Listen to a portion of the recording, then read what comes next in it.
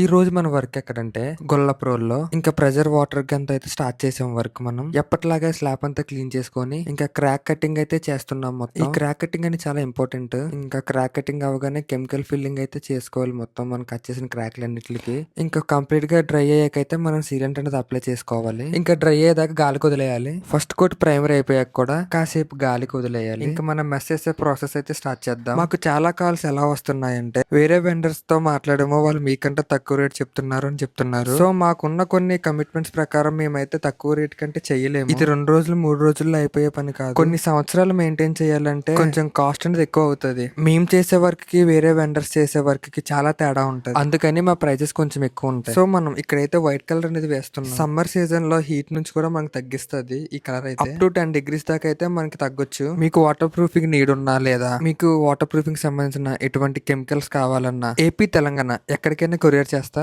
Screen మీద కనిపిస్తున్న number కి అయితే ఫోన్ చేయండి. ఇంకా మన వర్క్ అయితే కంప్లీట్ అయిపోయింది.